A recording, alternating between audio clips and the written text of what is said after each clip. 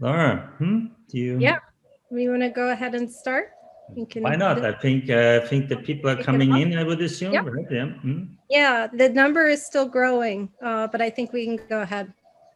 Great, great. All I'll right. let you start, Laura. You're still in the center of my screen, so I'll let you start this. Well, actually, so my name is Laura McGuire, and I'm a professor at the University of Hawaii at Manoa. And I'm here to welcome you all to the Alfred Preis webinar. And I'm also going to introduce our host of the webinar, Doctor, actually, William Chapman, who is the interim dean of the School of Architecture at the University of Hawaii at Manoa, and my boss. So I will let Dr. Chapman take over the welcomes. First among equals, not your boss. Thank you so much, Laura. And you've done a wonderful job putting all of this together. And I want to thank all of the panelists for what the work they've done on this. So Laura has prepared a very nice script for me, so I'll do my best to work through it. So we're here, in fact, to discuss the legacy and significance of the Hawaii modernist architect, Alfred Preis. He's probably best known in Hawaii for his design of the USS Arizona Memorial at Pearl Harbor, which commemorates the bombing in December 7th, 1941. This year, two of our guests, Dr. Laura McGuire and Professor Axel Schmitzberger, created the first retrospective exhibition of Preis's work. This was done with the support of Andreas Launer, the Consul General to the Republic of Austria, who is with us here today. Our six panelists will discuss the legacy of this important connection between the Republic of Austria, Hawaii, and the United States. And I think, and as I mentioned briefly before, it's a shame that our old friend Sig Ramler is no longer with us to be part of this. He would have enjoyed it very much. Our guest of honor is the Consul General of the Republic of Austria in Los Angeles, Andreas Launer. Prior to his appointment as Consul General, Mr. Launer gathered 2 decades of experience in the world of diplomacy and international relations in a wide range of different missions. He's been the alternate head of the Austrian mission to the United States in Vienna, head of the City of Vienna's staff office, international strategy and coordination, and head of the Austrian MFA's nuclear non-proliferation section, among many other positions that he's held in Europe and the US. Michael Haider, another of our panelists, has been the director of the Austrian Cultural Forum in New York since 2018. He joined the Austrian Foreign Service in 1999 and became an expert in restitution and Holocaust-related issues. He's also been assigned to positions in public diplomacy and culture at Austrian embassies in Belgrade and Prague. From 2007 to 2011, he was the director of the Austrian Cultural Forum in Tokyo. My good friend Jack Gillmar is a pioneer researcher on Preis and is based in Honolulu, as I am. Without efforts over the past decade to bring attention to Preis by working with Preis's son, Jan Peter Preis, this webinar would not even have been possible. He supported himself through a 35-year career teaching at Punahou School, and as it says in the write-up here, in trading in real estate.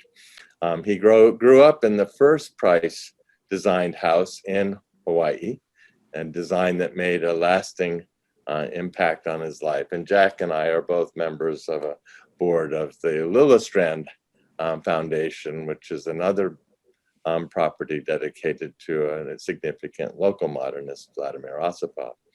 Since 2016, Laura McGuire has been an assistant professor of architectural history and theory at the School of Architecture at the University of Hawaii at Manoa.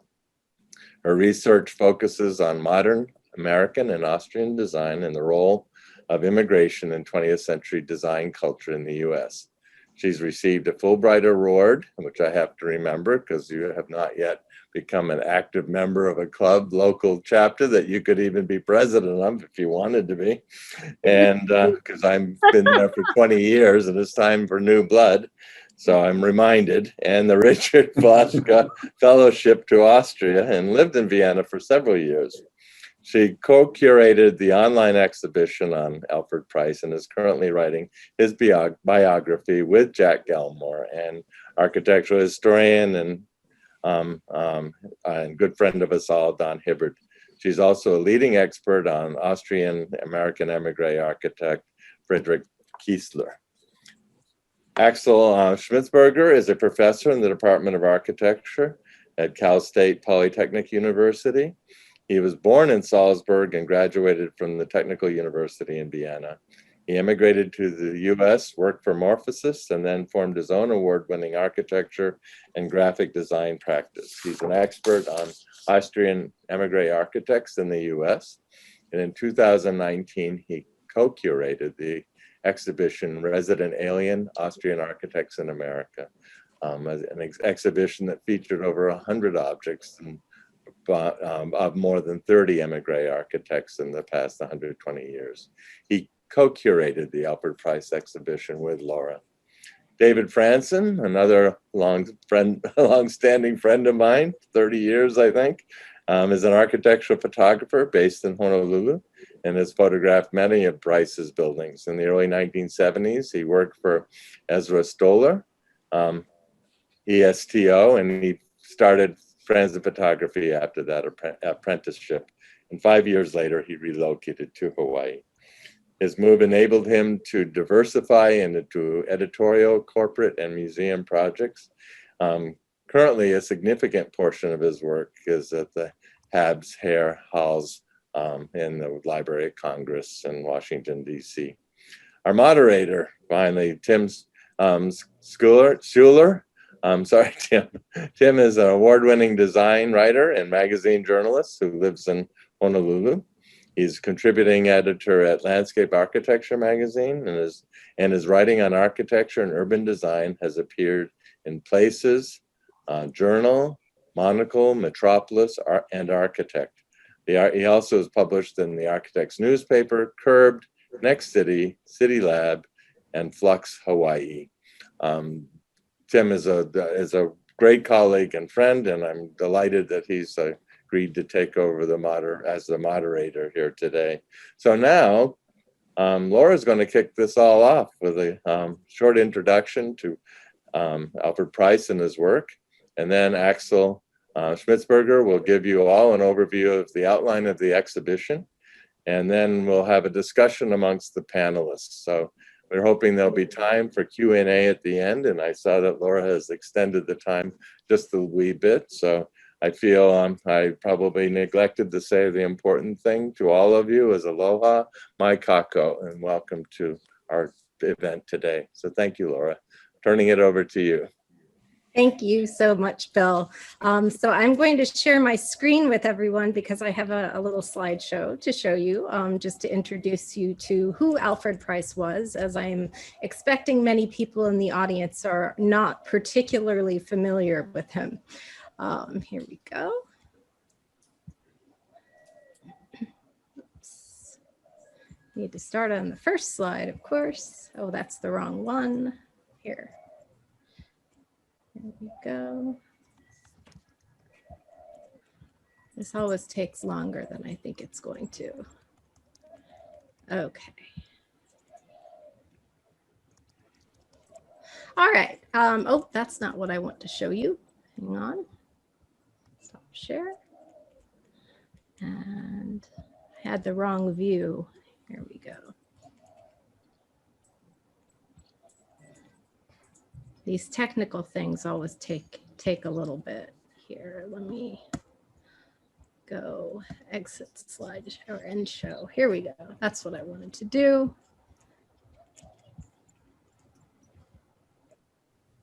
I do apologize. I should have had this. There we go. Perfect.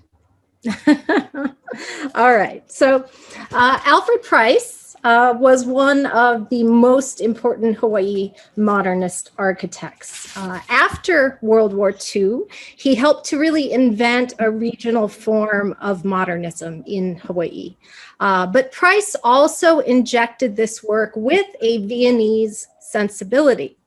Like other Viennese architects of the era, his work was really, I think, inspired by a kind of spatial and material theatricality.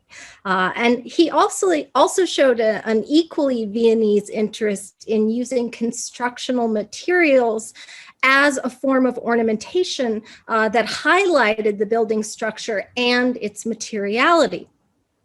But Preis adapted all of these formative influences to Hawaii's tropical climate and its many ethnicities. And that's a very important point, which I'll get to later. And ultimately, his architectural work culminated in a political career through which he sought to improve Hawaii's cultural and aesthetic environments for all of its residents. So Alfred Preis was born into an ethnically Jewish family in Vienna, Austria in 1911. This is the centennial of his birth, actually. And these are photos of his family on the left. His father served during World War I. And on the right, we see Alfred. He's the older boy. And the younger boy is Fritz, his younger brother. Now, after the war, the Preis family lived in Vienna's 4th district, very, very near the famed Karlsplatz station at the top, designed by Otto Wagner, the famous Viennese architect. He also lived near the Vienna Opera House and Johann Fischer von Erlach's Baroque masterpiece, the Karlskirche. And both of these buildings, the constructional modernist sensibilities of Wagner's station and the Baroque theatricality of von Erlach's interior especially, I think may have played a role in Preis's architecture.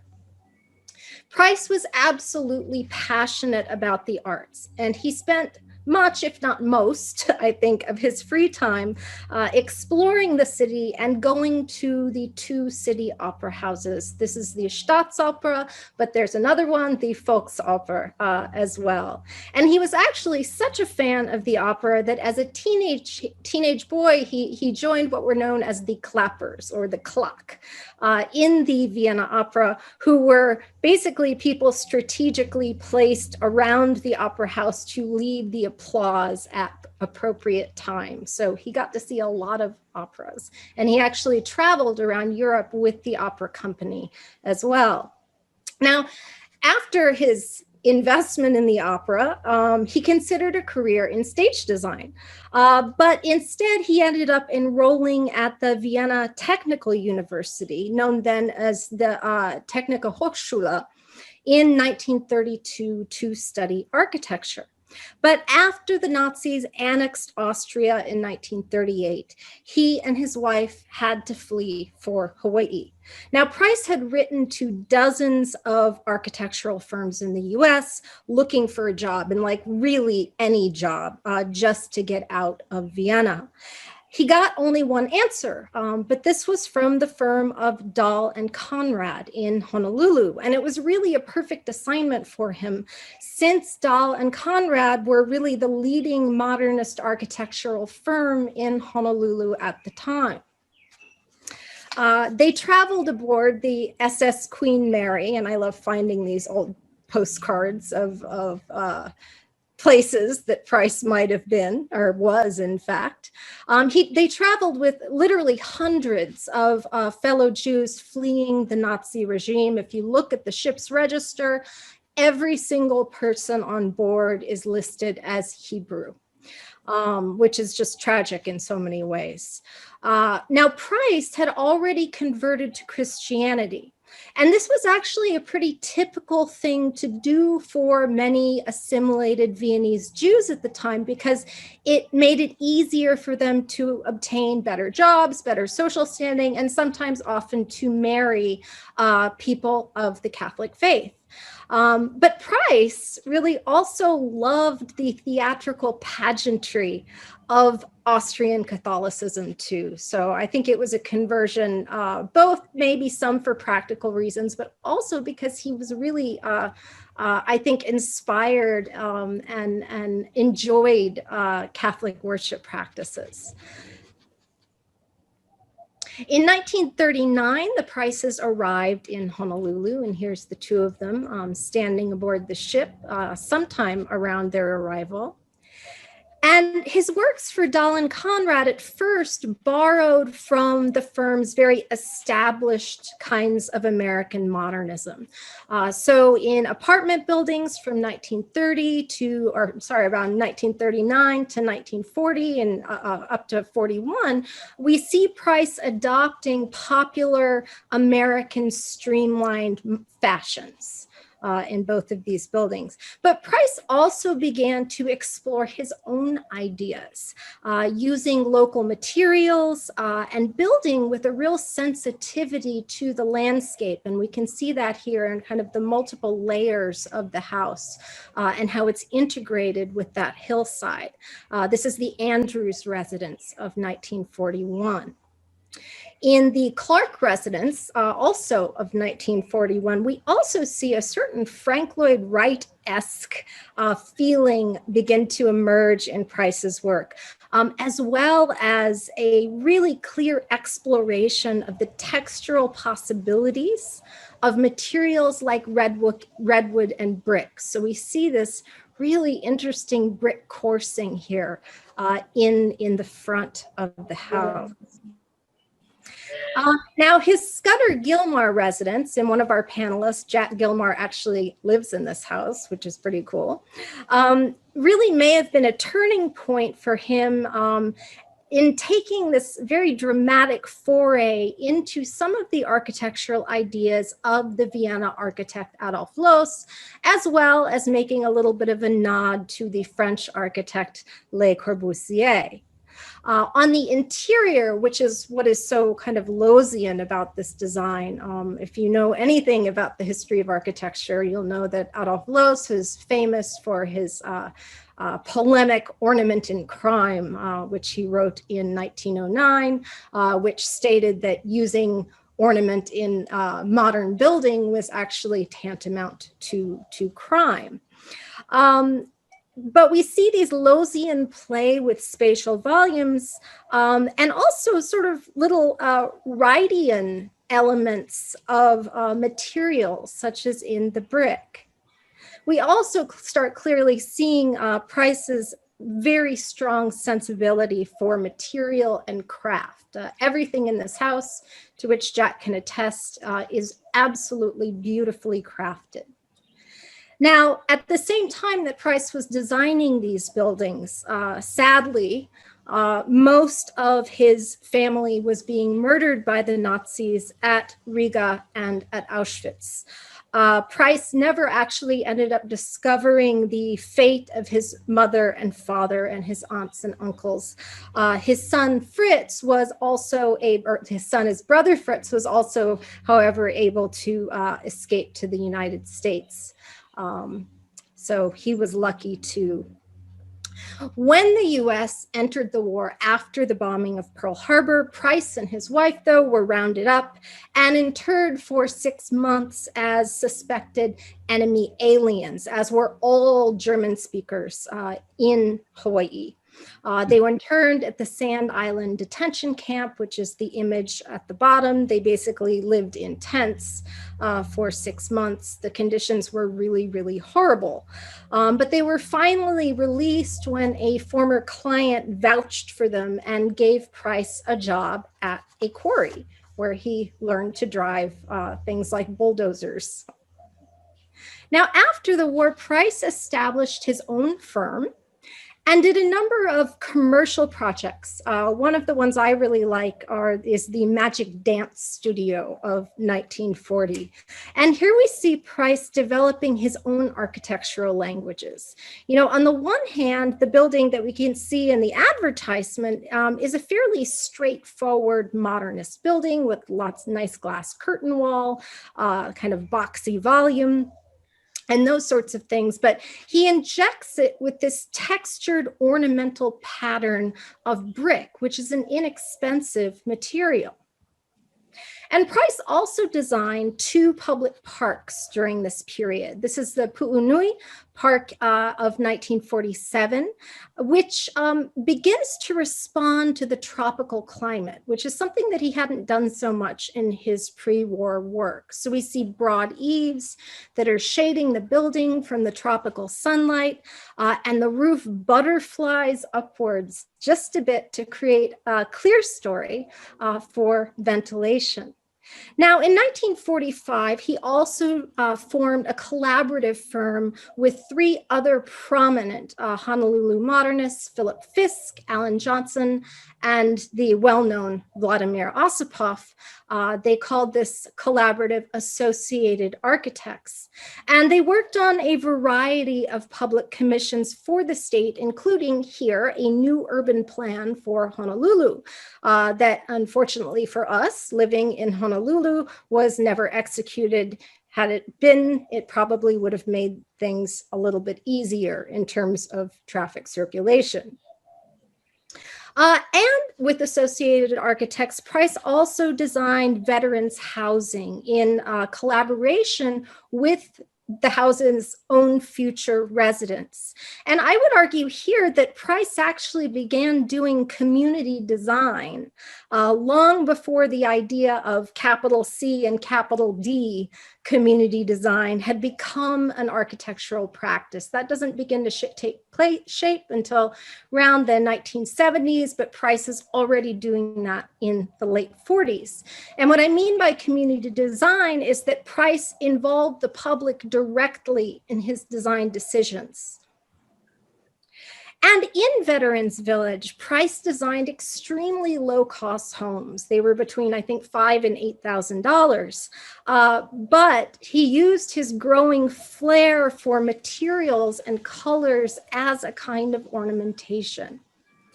By around 1945, Preis really began to hit his stride, though, by achieving, I think, a better understanding of the aesthetic potentials and the constructional potentials of local materials. And his first landmark achievement for regional Hawaiian modernism was the new Lapahoehoe School on Hawaii Island. And the facade drew on Preis's predilection for European modernism, but with this nice horizontal grid of glass windows. On the other hand, he used a lot of local materials like the ohia tree, which is revered in Native Hawaiian culture and used to make all kinds of things. And he also used local volcanic aggregate, which we see here revealed in the concrete slabs for a kind of constructional ornamentation. He also used a similar approach in his Honolulu First Methodist Church and kindergarten built in or started in 1950. He created open air structures that took advantage of the tropical climate. So at this point, he's really getting how he can design architecture around the climate and around the landscape. And the church also paid homage to the open forms and the structural clarity of Native Hawaiian buildings as well. Now, in the early 1950s, his practice turned mostly towards residential design, and he built around 150, at least, we think, houses from the early 1950s and into the early 1960s. And he had many, many clients of East Asian heritage. So his Lao residence that we're looking at here was built for a Chinese-American client, and he used Asian-inspired color schemes throughout, but of course, again, with this distinctive modernism. In the Bushnell residence of 1950, which unfortunately has been terribly remodeled beyond recognition, he combines modernist spatial dynamics and custom-built furniture derived, I think, from the work of Adolf Loos with this kind of Asian-inspired coloration. And his Panfiglio residence of 1952, which is one of my personal favorites, is really a masterpiece of Priesian architecture. His Viennese sensibilities of space are very apparent, along with an exploration of the ornamental qualities of inexpensive brick.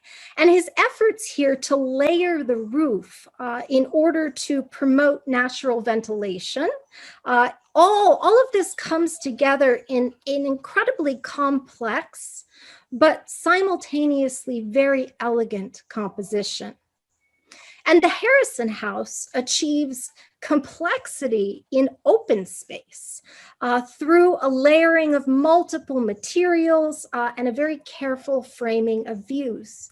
And Preis, to me, is notably distinct, and I think Axel will probably agree with me, from other Hawaiian modernists in that he tempered the idea of indoor-outdoor living, which was really catching hold at this time, by strictly regulating lines of sight to the outdoors and then also within the interiors themselves. So his residences often, apart from being, extremely modern, have a very closed and very contained quality that actually in some ways runs parallel with traditional residential design in China and Japan. And I think those things kind of set him apart a little bit from other Hawaii modernists. Now, in the early 1960s, Preis's public work captured his very mature abilities, especially in this dramatic butterfly roof entrance to the Honolulu Zoo, which through the efforts of Jack Gillmar has recently been slated for restoration. And we're really excited about that because the fate of this building for a while was unknown. Although it was a drastically modern building, Preis also drew on Native Hawaiian precedent using local materials and patterning as well, which we see here in this photograph with this lovely brick detailing and this mortar squished between it. This was one of his signature design techniques, and the local stone, and then patterns derived from Hawaiian kapa cloth above. And like early indigenous buildings, he also venerated the pitched roof as like the central form of architecture. And at the same time, as being kind of an homage to Native Hawaiian design, his emphasis on the roof as the primary form of a building could also be compared to the architecture of East Asia, such as China and Japan. So one thing that's really important about Preis is these choices to use these kinds of idioms were not just arbitrary aesthetic choices. It wasn't like I'm going to use East Asian design because it's cool. Instead, they were deeply rooted in the cultural legacies of the peoples themselves of the Hawaiian Islands. Now, in this way, Preis's design for the USS Arizona Memorial at Pearl Harbor in 1962, his most well-known building, seems to be a departure from his own precedents. But it was also not a local project. It was an international one, which required a different kind of design language. Here, according to Preis, the catenary arch that we're seeing symbolized the low point of the war, and then its hopeful renewal and healing at the war's conclusion. The open air structure here, and it's really marvelous. If you are not from here and you get a chance to visit, you absolutely have to go. It appears to float on the water directly over the wreckage of the sunken ship, which is also really a mass graveyard, and you can look down and see the ship directly below you. But in this way, in this sort of floating capacity, it's also connected to another of Hawaii's most important natural landscapes, and that is its ocean. Now, after completing the Arizona Memorial, Preis chose a very different direction, or maybe very different direction, maybe not. He left architecture pretty much entirely to found the State Foundation for Culture and the Arts in 1965 to encourage, and I'm quoting here, encourage culture, the arts, and history as central to the life of Hawaii's people. But it was his architectural work, really, and his deep interest in Hawaii's history and its people that set him up finally for this new political path. So with that, I will turn it over. I will stop my screen sharing. Thank you all very much. It was really hard to condense Preis into like 11 minutes. And I will turn it over to Axel Schmitzberger, who is going to give everyone a little bit of a run through of the exhibition website that he and I have built. Thank you.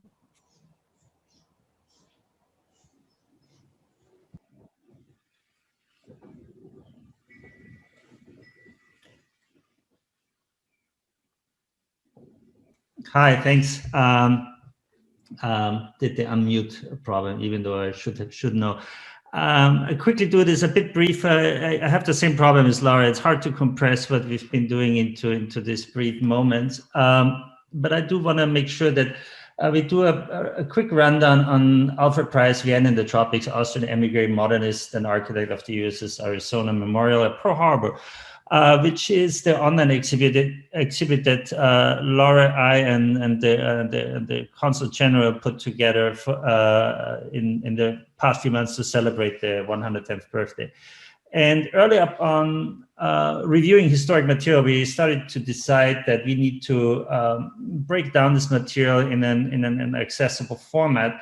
And one of it was that we decided we divide up his biography in three chapters. So we kept a general three-party system throughout the entire exhibition going, therefore. And the first one is formative years in Vienna, which outlines what Laura has been quickly also briefing on. The second one is and this is the more extensive chapter. This is his work in Hawaii and his first steps, including the internment. And this one, I hope everybody can see the screen, also then touches on the work that he's been doing for Darling Conrad, or with Darling Conrad, because he became partner with them ultimately at some point.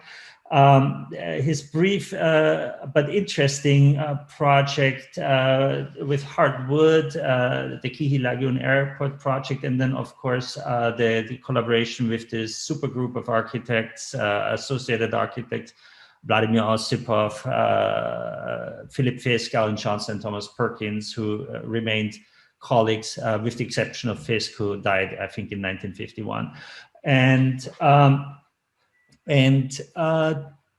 The public icon chapter focuses exactly on these other components of Preis that I think we thought were super instrumental in also shaping his entire character and career, and focuses very explicitly also on his work and how he received, or how he was perceived at some point in Hawaii. And also how he retained the title art jar, which is kind of a bit derogatory, but if you start understanding a bit the context in which it operates, which we offer through this exhibit, you will learn a bit more about that time of his life. Also, in response to these three portions, we divided we decided to add actually some contextual chapters to this exhibit. And one is that also Laura has hinted on already, is the Vienna modernism in Hawaii and the bicultural exchange, which hints towards the relationship that, or the traces that hark back to his Viennese context. And also we added a chapter that also starts positioning him a bit in the general context of Austrian American architects. Hawaii, a space in between, allows us to quickly step into, in a very superficial fashion, though, into the more complex history of Hawaii that most people probably don't that are entering Hawaii as a tourist are probably not aware of, and plays a role in Preis's career and shaping. And then, of course, we focus on his non-architectural career portion, which is his work as activist, environmentalist, and to a degree as an Hawaiian visionary, as he was one of the leading thinkers and planners in Hawaii. And I think Jack has been also very, very vocal about his planning effort. A third chapter or third series of categories are dedicated, and you can see that we did color code it in some of Preis's preferred color indexing. We catalog his over two-decade-long career as an architect. One thing that Laura probably hasn't pointed out, like most of his work, even though it's almost 200 objects that we understand existed at some point, they happened in like about 24 years and spanned from 1939 to 1962 or three. And so we decided to break those down in three main categories, which one is the public spaces and buildings for communities, his residential work, and then there's this explicitly the USS Arizona Memorial, for which he is probably known best internationally and architecturally. The first chapter, of course, features Laupahoehoe Elementary High School on the island of Hawaii, which has been talked about, some of the public parks and spaces, Honolulu, including the Sioux entrance in Honolulu, the very influential First United Methodist Church, and then also some of his public interior work showcased through the University of Hawaii bookstore and snack bar. And then those three labor union projects that I think were very dear to Preis himself, as he was very involved with the unions, but they were also kind of like very instrumental in the shaping of the modern landscape of Hawaii. One in Honolulu, the main chapter, and one in Hilo on the Big Island, and one in Kauai. Those three projects are just showcasing one chapter that we really could spend an entire exhibition on, literally, is also his work as a social housing activist and working for social certain social equity through its housing. We're showcasing this on one project with the Veterans Village in Palolo that is luckily very well documented by David Franzen's photography, and it showcases a bit some links that we felt are important to look at. His residential work, again, as Laura pointed out, we have over 150, or about 150 known residences. And so to narrow it down, we focused on some critical components in his work. The Scudder Gillmar residence, the Robert Tivongo Abanali residence, the Lao Panfilio, and also some more affordable residences that are not less interesting, the Captain and Mrs. Robert Hudson residence from 1955, and then of course the seminal James Harrison residence. The last portion of the website is then dedicated to this rather interesting and long story, which I think we also could expand quite a bit on still, of the memorial that was in planning since I think the early 1940s on, and started manifesting in the late 1950s, and went through an interesting construction period. And then we talk also about the legacy of the memorial itself. After all, the memorial is one of three World War II memorials that were built by Austrian emigres in the United States. And Don Hibbert actually has been contributing to this work. And this kind of concludes a bit my overview over the website. I don't want to go into detail and encourage everybody to visit it, of course. it is, we added a lot of text to it, but we tried to break it down so it's more indexically in its read rather than historically linear, which was, I think, for us important to allow different ways and means of access to the material of Alfred Preis. And last but not least, I want to take now this opportunity to thank and give credit to Jack Gillmar and Jan-Peter Pries, who have been heroically stewarding the documentation of the work of Alfred Preis for at least a few decades. And with them also Don Hibbert, who has done the tremendous effort, has gone through the tremendous effort to locate and identify the status of pretty much a majority of all the objects that also built ultimately the foundation to our building catalog. Of course, David Franzen, who we are grateful to have here, and also who has documented more recently the still extant and somewhat intact buildings of Alfred Preis. And of course, we want to thank Governor Ige, the governor of Hawaii, and his office for lending some political support to this endeavor. Last but not least, my colleague and research colleague, Laura McGuire, Consul Andreas Launer for initiating and steering this fantastic project that allows us now to talk about it, not only from an Hawaiian point of view, but also from an Austrian perspective, which I think is part of what we should also be talking about.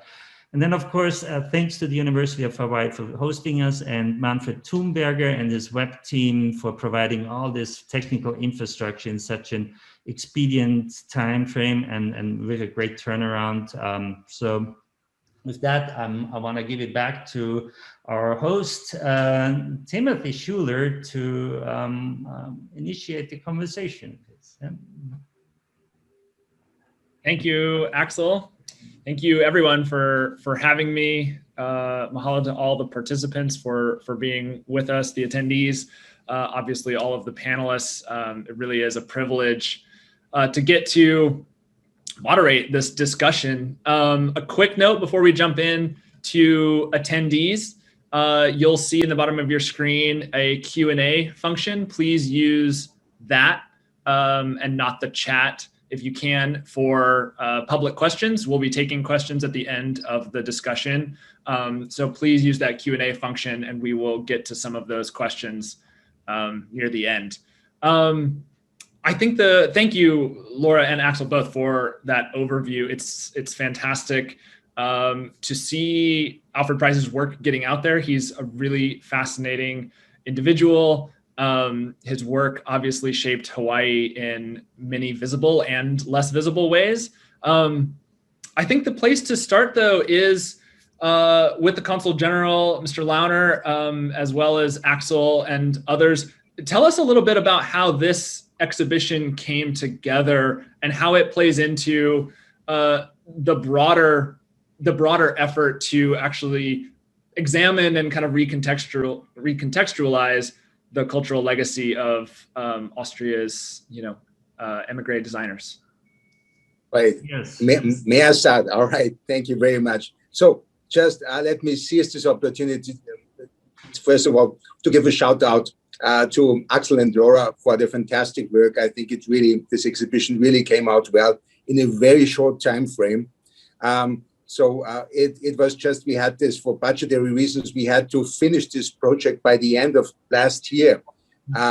So we had to go online by the end of the year. So from start to finish, we just had a couple of months to put everything together. And I think, if I remember correctly, we went online between Christmas and New Year's Eve, right? And there was a lot of stress. And I think really you have done a fantastic job. And I would really like to thank you for that. Just to explain a little bit also the genesis of this project, which was a little bit unusual. Because just to explain, our office is here based in LA, and many of you will not be so acquainted with the dealings of diplomacy and so on, but we are basically, as a consulate, we are responsible for the entire Western United States, which luckily also includes Hawaii. And at the beginning of 2018, I was traveling to Honolulu to reopen our honorary consulate in Honolulu. And I guess also our honorary consul will be present today. And on that occasion, I also met a couple of politicians and other counterparts, and many of those were mentioning Alfred Preis to me. And, you know, as not only as the designer of the Pearl Harbor Memorial, but who was so influential and had such a positive impact on Hawaii in a much broader sense. And to be quite honest, although I'm really interested in architecture, I'd never heard of Alfred Preis before. And it soon turned out that it was this lack of knowledge was not only, you know, due to my own ignorance, but it turned out, you know, that outside of Hawaii, that Alfred Preis seemed largely forgotten, and including regrettably also in his home country, Austria.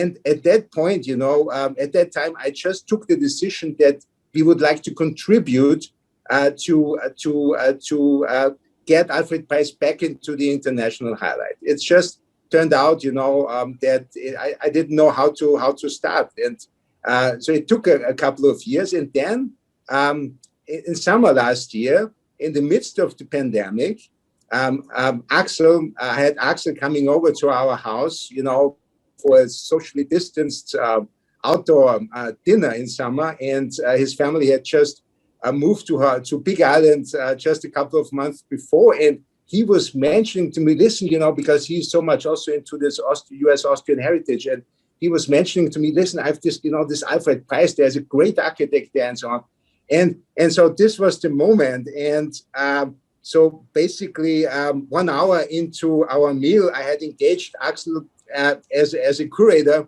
of our exhibition, and so this was basically the start of this whole venture. And then he found Laura, which was such a great addition and valuable contributor to this whole endeavor, and we could never have done it without her. And so this was the genesis of our exhibition. Yeah, a very Austrian genesis in that sense. I'm so grateful. Yes, I think I came across Alfred Preis also in a similar fashion, that I discovered his name, of course, when I was researching on the Resident Alien show that Michael Haider and his institution hosted. But I had no time and ability to access the material at the time, and so again, the rest of the story is pretty much what Andreas told. We chatted over dinner, and I became accidentally this way the curator of this show, and very enthusiastic, very naive. I stepped into it, tried reaching out to everybody, and Laura was so friendly and so nice, and immediately literally said, okay, I'm really interested in this. And so I got back to Andreas, and this way we ended up in the situation that we are. And so Laura introduced me then ultimately to Jack and David, and of course to you, Timothy, in this sense, and a few other characters that I'm very thankful to meeting and seeing today. Yeah. I have never met Laura in person, by the way. That's kind of the other circumstance. I have to throw in one more thing too, is that none of this possibly could have happened without Jack Gillmar at all. I mean, he started the whole venture, and I consider myself very blessed to have been kind of assigned this book project with him.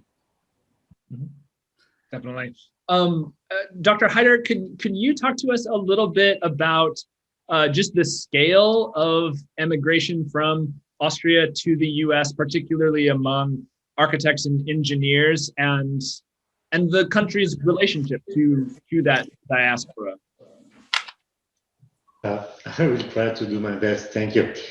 Well, to begin with, there is, of course, a big difference between immigrants and refugees, which we should always keep in mind. And this is maybe something which was not really understood in Austria for quite a long time, especially in post-war Austria, because emigration, of course, existed already before the First World War, but to a broader scale after the First World War, as the United States was simply a country of opportunities. Now, on the other hand, in Austria, let's say in Austria after the First World War, yes, there were fantastic opportunities to study architecture. There were fantastic architects you could learn of their works, and of course some architectural knowledge was, let's say politely, initiation knowledge. So if you would ever try to find the writings of Adolf Loos until the 1970s, no, at least until the 1960s, you would have to go by bits and pieces to certain newspaper articles, review articles, and so on. There was no Loos edition. So outside Austria, it was already a little bit difficult to get that. And of course, in the after the First World War, you also had, besides some excellent private buildings, let's say the fantastic social buildings by Social Democrat around Vienna, the Gemeindebauten, you had some other big things. But nevertheless, the life for architects wasn't easy, and beginning of the 30s, far from easy. With a very virulent anti at the Technical University in Vienna. A lot of people already emigrated before 1938. Then 1938, with the so-called Anschluss, then really persecution starts. And another number of architects managed to make it to the US and was running for their life.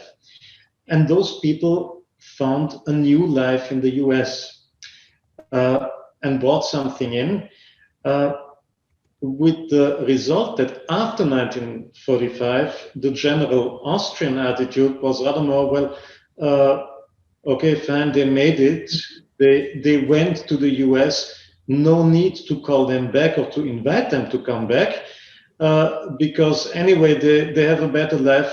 I wouldn't say that people were jealous of them, but they didn't see, they had no ambitions to call them back. Plus, of course, they would have been concurrents to those who were in position in Austria in those years. With the strange consequence that, well, with some of the refugees, there was nevertheless a very respectful contact. I give you one example. When the predecessor of the current building of the Cultural Forum, the then Austrian Cultural Institute, got a new building in 1962. Well, it was made by three architects. The one was Gerhard Karplus, a refugee. The other one was Segler, who came after the Second World War. And the third one who did the interior design was the Viennese interior designer and architect Aubeck. And they cooperated nicely, and all that for an official Austrian project. And I think it's only in the 1980s that slowly there was a big change of attitude, and that those who were persecuted, those who had to escape, were recognized in what had happened to them. And of course, today the situation is completely different. I mean, one of the best examples is maybe the change of the law on nationality, the paragraph 78C of the Austrian Code on Nationality, which is giving back or helps to reacquire the Austrian nationality for all those who suffered persecution and their descendants. So I hope that this will a little bit clarify.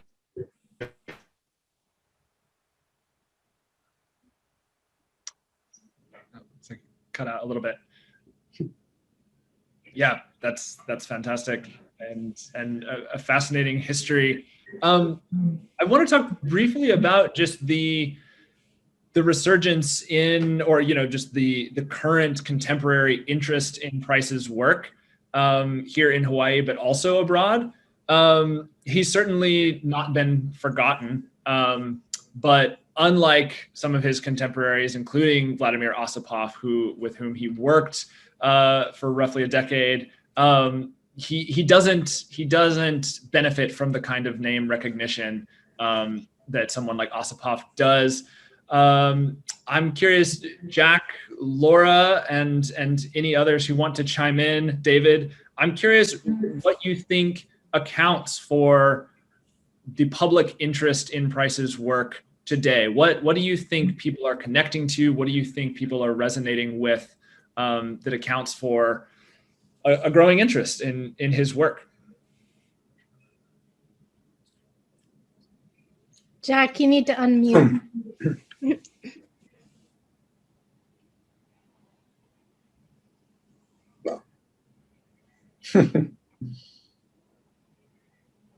Sorry. There we go. Hello, Jack. Sorry. Hello again. Well, first of all, I think the news is out that we're writing a book, and it's taking us a while to get there. But when David shows up and does his beautiful photographs, people begin to realize that this is going to be an outstanding achievement. But I think we, to distinguish between Osipov, who was truly a great architect, Osipov was the architect of society, major society players in Hawaii, business interests and so on. Osipov was the architect of the little people, the professors, he basically would take care of friends, people who needed an architect. He was the only architect of note in Honolulu who would work with labor unions. So he was basically taking care of a different clientele. And I think that had some impact. He could not do the spectacular buildings initially that Osipov was able to do because he didn't get those commissions until a great deal later in life. My particular house was a kind of a fluke. Early on, there was money to do it, and he did it very beautifully. After that, it became a little more challenging for him to get those kinds of commissions. I'll just quickly chime in too. I agree with everything that Jack said in terms of Preis being, I think what we're thinking about calling the book is the architect of the people, which really distinguishes him from Osipov as more the architect for society, who, he was building houses that were featured on the pages of House Beautiful magazine and those kinds of things. And Preis simply wasn't. It's not, I don't think that Preis was interested, but I think that Preis was very much a social activist. And he believed in architecture as a social cause, not just as an art. And that very much limited his visibility. I'd also say that part of the reason he's getting more interest now is simply because of the work that people like Michael Haider are doing, the work that Professor Schmitzberger is doing, the work that I've been trying to do too, to actually tell the story of these many emigres and refugees to the United States. It's really only been, I'd say, an area of significant scholarship probably for maybe the past 15 years. And the interesting thing is we keep finding new people. And that's the exciting part. So Preis is one of those, new people that like, wow, how did he end up in Hawaii? This is an amazing story. So, Laura, Preis's sense of social responsibility comes right out of Vienna, and the Viennese can be very proud of that. I wanted to talk about exactly that next, actually. Laura, Axel, Dr. Haider, maybe you can speak a little bit to, we heard about the influence of the arts in Vienna on Preis, but how did the political landscape of that period, and specifically the socialist period of the 20s, how do you think that shaped him, and where do you see traces of that in the work he eventually did in Hawaii? If I may start as a historian, and of course I'm not so familiar with Preis's work yet. What could have shaped him? After the First World War, Vienna is a kind of big social laboratory, because Vienna was the metropolis of a huge empire. Then during the First World War, and especially at the end of the First World War, tremendously impoverished. So you have to imagine that Vienna was on one hand something like the Upper East in New York today. So the billionaires row of the Austro-Hungarian Empire, partially, and on the other side you had some workers' quarters, which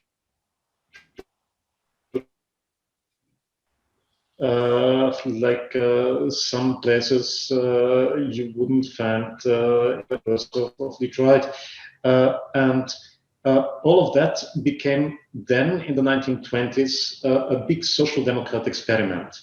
And in Vienna you had this social democratic policy to make social housing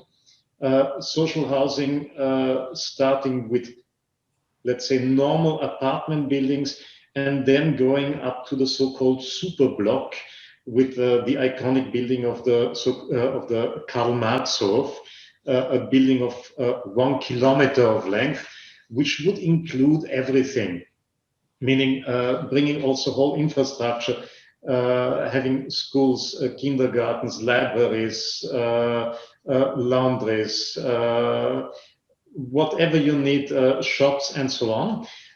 So a kind of whole town in one building. And in parallel, you had very sophisticated private architecture for wealthy people. You had highly sophisticated mansions. Well, there were people like Loos, like Hoffmann and others.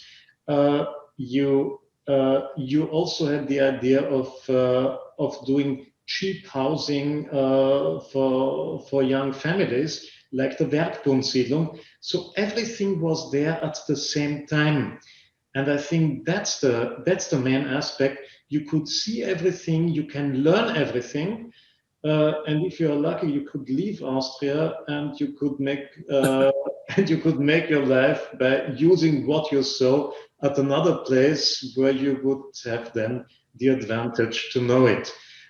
Because let's face it, the big commissions, there was a big number of architects and engineers, and getting big commissions was not so easy.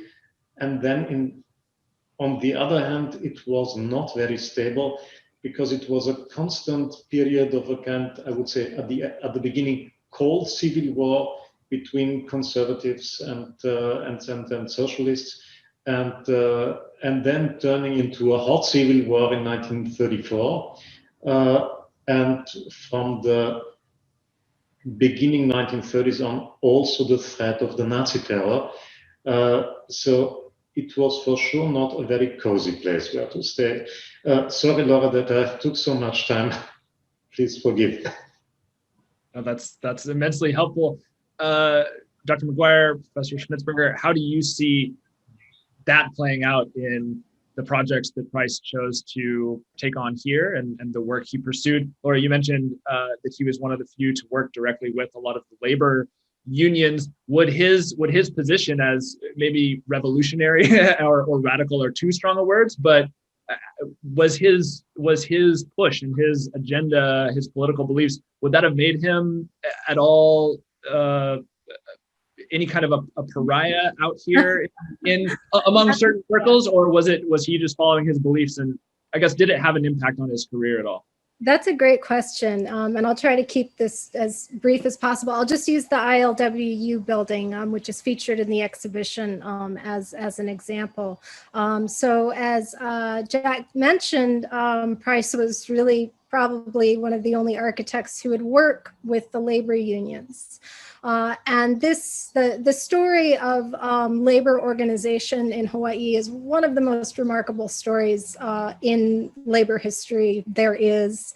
I think that they should make a movie out of it. The story is so compelling because it was just this, multiracial or multi-ethnic coming together of workers against the very oppressive plantation structures. Not all of them were oppressive, but by and large, they were. So, labor unions were gaining more power. Finally, with the big sugar strike of 1949, the ILWU, the main labor organization here, really cemented its power politically. And of course, there was an enormous pushback against this from the plantation and the sugar corporations and so on. And many members, pretty much all of the lead members of the ILWU were arrested and prosecuted for being potential communists. So Preis takes... Including, I think Robert Wencken was also interviewed at that time, from what I understand. Yeah. So Preis, takes this commission, which is basically a commission from a whole bunch of people who are currently on trial or about to be on trial, and builds a major labor union headquarters, which was probably the most elaborate and quite beautiful labor union headquarters in the United States at the time. And I think, he was taking a strong stand in doing that. But the curious thing is that I don't know that it made him a social pariah. In fact, I think it actually ended up helping his career, because by 1954, there was a dramatic political shift in Hawaii with what we call the Democratic Revolution of 1954, when the Democrats here, mostly labor union members and so on and so forth, managed to win pretty much all of the elections against the Republicans at the time, who tended to be the plantation owners. And because of that, I think it probably, although I don't have measures of this, but I think it undoubtedly gave Preis's career a boost, because really the political situation on the islands had changed in favor of labor, and Preis was very much aligned with that. I don't know his personal political beliefs, but my guess, based on what I know of him, is that he was very, very much aligned with the cause of the worker. I think in one of the interviews he mentions he was very much a socialist by himself. But I also think one thing that makes Preis in this sense maybe a bit radical in this context, and I think David might be able to attest to it as well, since you've seen so many of the projects, is that he always treated, however his client was situated financially, he always treated this object also as Gesamtkunstwerk, which is this total design idea that he kind of took over from his he was a Richard Wagner fan who coined the term, I think, in music at this time, and Preis very much treated whatever budget he had, he always worked into every detail on that level, and that made even the more the cheaper buildings, like the social housing, even very, very exclusive when you see some of the work that he did in the Palolo veterans housing, actually, particularly. Yeah. David, I want to hear from you a little bit. You've spent an inordinate amount of time inside of Preis's architecture, and actually attempted, and have successfully captured it. What strikes you in terms of Preis's approach to materiality and form, and his use of kind of space and light? what draws you to his work?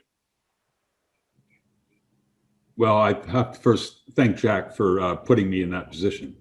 I would say the one thing, no matter whether it was the commercial buildings or even the Arizona Memorial, there's nothing grandiose about his work. It's all very relatable, a human scale, and often very intimate. You walk through these varied spatial volumes and the transitions between them. It's sort of going from intimate to private to open, and the open is often framing views and just very thoughtfully considered, and a clear understanding of the quality of light and quantity of light in these spaces, and how that is brought into your spaces and used to illuminate sometimes transitions or whatnot. It's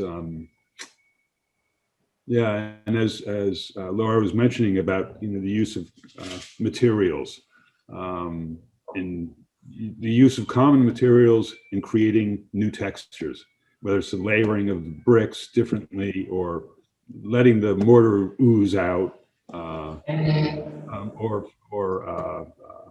the finishes of wood finishes and whatnot.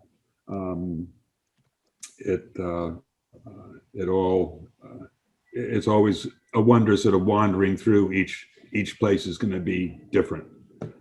His use of color, particularly in the residential, using color that defines spaces, but also architectural details and accents. Or in the picture Laura showed of a house with a brick and obviously these little blue slots coming through. And I don't know whether those were stairs where they came through the brick wall or whatnot, but just little things like that. And such a simple thing, obviously not super expensive. So it was never super fancy in materials and or cost probably. What else? And certainly in his residential work, his so much is built-in cabinetry. I mean, even the fixtures, the knobs and whatnot. It just makes it very intimate and very livable. It's like they're and on a scale that's very, very relatable. And so it's always going into his projects is always sort of a visual adventure. Wander about and find these very lovely, elegant, simple ideas. And even in like the Union Building in Honolulu, it just some nice touches from the concrete to so many things. Anyway, it's an adventure to go and photograph, and always good fun. Both you and Jack have been pivotal in helping bring more of this work to light, and in fact helping save some buildings whose fate was maybe unknown for a little while. Generally speaking, we saw some examples of this work in Laura's presentation, but generally speaking, what is the status of a lot of Preis's work? Like any architect's body of work, preservation becomes a challenge and a real key issue. Are many of Preis's works well preserved, and are there any kind of specific issues that the Hawaii community is facing right now? Are there any that are under threat? I would certainly think Laura and Jack will have a lot more to do with that when the book comes out, and hopefully the Dokomomo chapter in Hawaii will grab onto it and fight hard. Fortunately, David has taken some photographs of some buildings that no longer exist, and this is just within our last 10 years or so of trying to document this. Some are in a very fragile state. A few have been perfectly restored.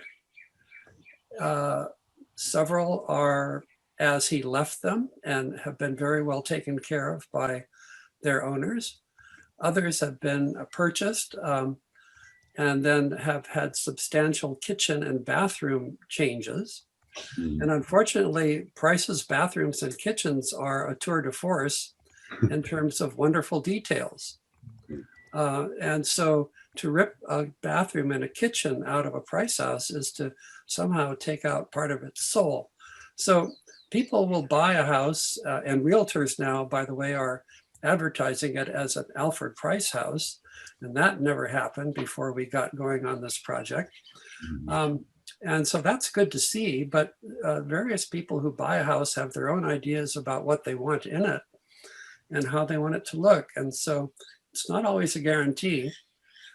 We have one house that we couldn't photograph because it was so run down. And a couple bought it and they fixed it up beautifully. And then we were able to photograph it. So things sometimes are almost lost and sometimes regained. His wonderful Harrison house, his last house, the one that you saw, those largely steel structure, still exists, but it has been so poorly transformed into sort of a Chinese palace that it's absolutely hopeless. So fortunately, we have photographs from Thomas or Francis Haar on that particular project. And so it will be represented in the book as well, even though it no longer exists as a Preis house. Francis Haar, another fantastic photographer who did a lot of great documentary work here.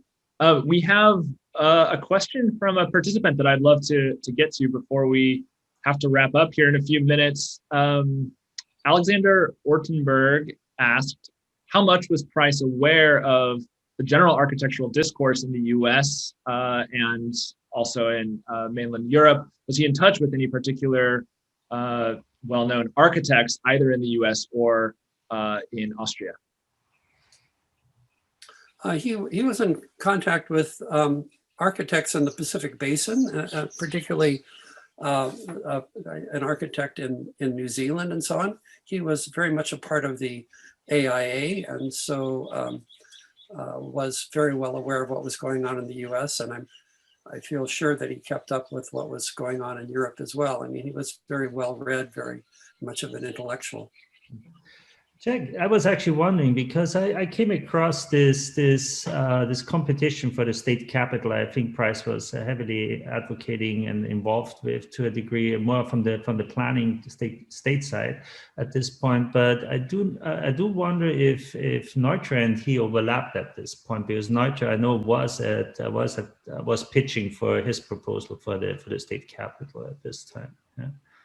And he came to the island on his way to Guam when Neutra was building the governor's residence of Guam. Unfortunately, I don't think we have that information, but for the Viennese, you should know that your wonderful Ring Civic Center of Vienna has been more or less duplicated in Hawaii in our Civic Center, thanks to Alfred Preis. Our public buildings are in a beautiful park-like setting, as are those in Vienna. And so you have that level of wonderful sharing of beautiful Vienna to Honolulu. Oh, yeah, I didn't know that, but that's interesting too. I mean, yeah. I mean, Laura, I'm not sure either. Like, aside of the connections that we found, like Warnecke and a few others that I know Preis had some contact somehow, because I think Warnecke was heavily involved in also some of the planning aspects on Oahu, and also ultimately I think built the state capital. But I do not know that there was any particular real connections to the Austrians actually at this point. I think the connections are much more through his methods and through his thinking model that kind of inspired the way he was working, I think. I think that's true. Yeah. Mm-hmm. We have another quick question from Terry Skillman asking about the Queen Emma building and whether Preis was involved in that. To my knowledge, no. Right? That's Yamasaki's building. But I think, Preis was very much involved in the redevelopment of Honolulu from a planning point of view. And so that was a whole urban renewal area. It could well be that he encouraged Yamasaki to be involved in that sort of work. We had a number of very famous architects that were involved in our urban renewal. That's it. We have just a couple of minutes, and that's really this kind of latter portion of Preis's career is really the only thing we haven't discussed in detail. It got mentioned that he was incredibly influential in starting the State Foundation for Culture and the Arts. Obviously, there's a through line there with his broader interest in art and the power of architecture to really shape places. This is kind of an open question for anyone, but how do you see his work in that, less visible but very influential capacity? How do you see that relating to his architecture and his larger kind of ideals in, pressing for kind of a democratic architecture for Hawaii? Well, I could answer that in terms of his State Foundation for Culture and the Arts. Notice the arts part of it, because he wanted it to include dance, theater, but the legislature defined art as something you could hang on a wall or a sculpture that you could put in a place. And so the potential of Preis's vision for the State Foundation could have been and should have been much larger, but it was scaled down to size. And that's unfortunate because he was very much involved in trying to get ethnic dance going, trying to widen the sphere of who was involved. Again, his sense of everybody is important. He worked actually additionally with the Hawaiians to get the Merry Monarch Festival going through state funding. And so that's his broad sense of art as it's defined. Interesting. So he really was he was an early proponent of incorporating more Hawaiian cultural practices in the public sphere and places for hula. Yeah. We have a great question here from Spencer. Hi, Spencer. About actually how Preis received the commission for the Arizona Memorial. How much do we know about that process, how he was awarded that commission, as well as he also asked whether or not he wrote about many of his experiences, including his experience in the internment camp. Well, he was involved and actually started the War Memorial Commission very early on in the late 40s. And there was a discussion among fellow architects about how are we going to commemorate the sacrifices that people made during that war. And he kept being involved in those committees, but different projects got built, like the Memorial Cemetery and so on. But because he continued to be on that commission, I think when it finally became time to do something on the Arizona, that his name, among others, was advanced as somebody to compete in the exhibition and in the contest. Did he, Laura or Jack, have you discovered a lot of, is there much primary material in terms of his own writing and reflection on his own career and his own work or his thought process? Well, Jack, I was going to say Jack can speak to that more than I can, but I will say briefly that we don't have a lot outside of letters, which Jack can expand on more. Preis did publish some articles, but did not really speak extensively, at least in the public sphere, in writing on his architectural theories and ideas. A little bit, but not as much as maybe some architects have. But I'll turn that over to Jack. He did write extensively to his son weekly while he was the state planning director's assistant for like 4 years. And these letters are full of his architectural theories, his hopes, his plans, his social theories. There's a whole nother book there waiting for somebody. Yeah, I think the only time he was talking also, like I know there's a PBS interview with Terry, I forgot her last name, from the 1980s, where it talks a bit about his work and some of the influences, and then there's a transcript of an interview from the 90s that speaks a bit, but otherwise I think there's one, and I think Jack actually has discovered this one. I think there's one article on church design that Pries wrote where he elaborates a bit on conceptually on the background for what he's looking for at this point. Yeah. He also wrote a little bit on kitchens. He was really into kitchens. There's actually a whole other book in his kitchen design. I think they're so cool. They have all these little hidden compartments, and they're just absolutely wonderful.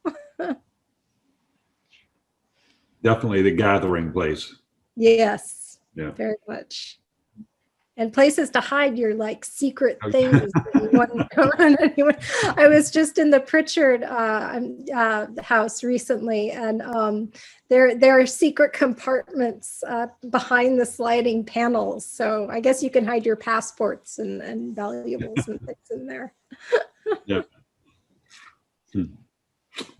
Sweet. Well, we're running out of time.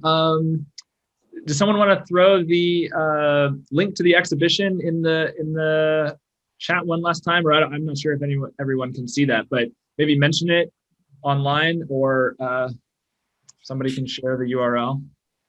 Definitely encourage people to go check that out and read more. Axel, do you want to do that? She's doing it right now. I want to give the last word actually to our Consul General, who has been the most stalwart supporter and steerer of this exhibit. Yeah. Well, yeah, you're too kind. Let me just say thank you all once again. You know, including also Jack Gillmar for all his support, David Franzen, Timothy for his great moderation, particularly to you both guys. You did a fantastic job. I can just express my hope that our idea of a live show in Honolulu will become reality, maybe still this year, and maybe also with the help of Michael Haider to bring it to New York someday, and also to Vienna, because unlike many of our other cultural and public diplomacy projects, which are of course focused to the United States, in this case, this specific project is very dear to me, to also bring Alfred Preis back to Vienna, to his hometown. And so it's our shared hope that one day we will also manage to make an exhibition in Vienna. I think with your help, it will happen. And in this sense, I thank you all again for your contribution and participation, and hope to see you soon in person. I hope to see everyone in person. Jack and I are having lunch next week. It's going to be the first time in a very long time. Yeah, I'll see you in June. I think, Laura, it's got to happen. I hope I meet Jack and maybe David as well, and we got to bring Michael too to Hawaii, I think, right? Great pleasure. So, Tim, then I'll see you too, hopefully. So, Laura and everybody, thanks so much. Appreciate this so much. Laura, you're such a hero for me, doing all this work and helping me look good on that. So it's great. It's a pleasure to meet and see everybody. And Laura, please. Thanks a lot.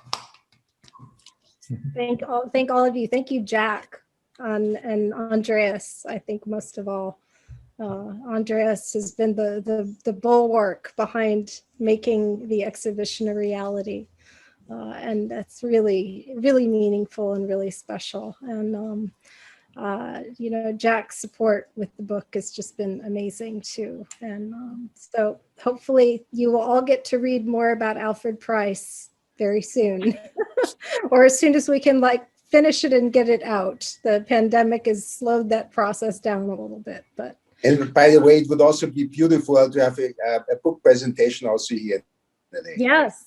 You know, in cooperation with the Wonderful. Max Center, this would be really lovely. That would be We will make that wonderful. happen if you agree. Okay. I agree. Jack will agree too. He is my co-author along with Don Hibbert, so I have to get both of their blessings. Thank you all for making a wonderful adventure here. Okay. Thank you. Yeah, and thank you to you. the audience too. Everyone has asked great questions. The comments have been great too. So, unless anyone has any other comments, I'm going to close the webinar. This has been really exciting. The discussion has been great. I plan to hopefully make this whole thing available to the public. However, if you would like your own copy to have before it goes public, whenever that happens, you can contact me. My email is available at the UH Manoa website. And I'll type it in the chat too really quick. And you can email me and I'm happy to send you a copy of the recording. I'll just do that right now. So that is my email. Okay. All right. Thank you all so much. Thank you. Thank you, Andreas. Thank you, Jack. Thanks, Thank you, everybody. Axel. Bye-bye. Thank you. And Thank thank you, you. Laura. Bye-bye. Bye, Aloha. everyone. Aloha. Bye. Aloha.